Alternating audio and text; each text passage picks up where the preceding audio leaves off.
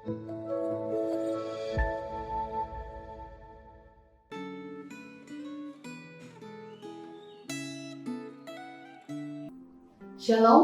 Bapak Ibu Saudara sekalian, mari kita siapkan hati untuk mendengarkan firman Tuhan. Mari kita berdoa minta pertolongan Tuhan. Tuhan, kami serahkan waktu ini, berbicaralah kepada kami, supaya kami boleh hidup lebih sesuai dengan firman-Mu, dan kami boleh mempermuliakan Engkau di dalam kehidupan kami yang sementara di dalam dunia ini. Terpujilah nama-Mu Tuhan, kami bersyukur kepadamu. Di dalam nama Tuhan Yesus kami berdoa. Amin. Seorang raja banyak kali identik dengan figur tertinggi yang hidupnya boleh semau dia. Sekehendak hatinya, bisa berbuat apa saja karena dia adalah pimpinan yang tertinggi. Daud adalah orang tertinggi dan paling terhormat di dalam kerajaannya. Tentu saja karena dia adalah Raja Israel pada waktu itu. Sebagai seorang raja, bisa saja dia berbuat sekehendak hatinya, sesuka dia, tanpa mempedulikan orang lain. Karena itu, ketika Nabi Nathan datang dan menegurnya bahwa dia sudah berbuat dosa, mengambil istri orang dan membunuh suaminya, bisa saja Daud tidak mengaku, bahkan mungkin Nathan bisa saja dipenjarakan atau dibunuh. Bayangkan betapa susahnya seorang setinggi dan seterhormat seperti Daud mengaku bersalah di hadapan seorang sesederhana Nabi Nathan. Tapi Bapak Ibu, Saudara sekalian, itulah yang Daud lakukan. Dia ketika ditegur telah berselingkuh dan telah membunuh suami orang, dia mengaku salah di hadapan Nabi Nathan.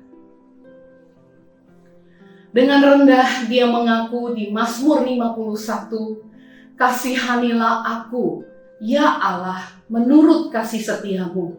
Hapuskanlah pelanggaranku menurut rahmat-Mu yang besar." Ayat yang keempat, "Bersihkanlah aku seluruhnya dari kesalahanku dan tahirkanlah aku dari dosaku. Sebab aku sendiri sadar akan pelanggaranku. Aku senantiasa bergumul dengan dosaku." Ayat yang keenam, terhadap engkau sajalah aku telah berdosa dan melakukan apa yang kau anggap jahat, supaya ternyata engkau adil dalam putusanmu, bersih dalam penghukumanmu. Bapak Ibu, Saudara sekalian, apa yang membuat Daud dengan rendah hati mengaku dosanya ketika dikonfrontasi oleh Nabi Nathan? Ayat yang ke-6 tadi mengatakan, "Terhadap engkau ya Tuhan, terhadap engkau sajalah aku telah berdosa dan melakukan apa yang kau anggap jahat," katanya kepada Tuhan. Dia mengenali bahwa perbuatannya yang kejam kepada sesamanya adalah sesuatu yang dia lakukan di hadapan Tuhan. Bapak Ibu Saudara sekalian, Yusuf juga memiliki pemahaman yang sama. Ketika istri Potifar mengajak dia selingkuh, Yusuf mengatakan, "Bagaimanakah mungkin aku melakukan kejahatan yang besar ini dan berbuat dosa terhadap Tuhan?" Padahal yang mengajak dia berdosa adalah istri Potifar. Tapi Yusuf punya kesadaran penuh bahwa yang dia lakukan di hadapan Tuhan. Karena itu, walau tidak ada yang tahu, tidak ada yang lihat, tapi dia menolak untuk melakukan apa yang dia tahu tidak sesuai dengan kehendak Tuhan, walaupun tersembunyi, karena dia hidup di hadapan Tuhan.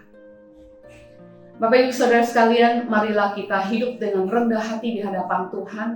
Marilah kita hidup sebagai orang yang dilihat, hidup selalu di hadapan Tuhan. Sehingga apa yang kita pikirkan, kita rasakan, kita katakan, dan kita perbuat, itu kita lakukan di hadapan Tuhan. Orang lain mungkin tidak melihat, tapi Tuhan melihat. Dan itu menjaga kita untuk hidup benar di hadapan Tuhan. Mari kita berdoa. Biarlah kesadaran bahwa kami hidup di hadapan-Mu membuat kami semakin hidup berkenan kepadamu. Berkatilah hari ini ya Tuhan. Dengarkanlah doa kami. Di dalam nama Tuhan Yesus kami berdoa. Amin. Tuhan memberkati Bapak Ibu Saudara sekalian.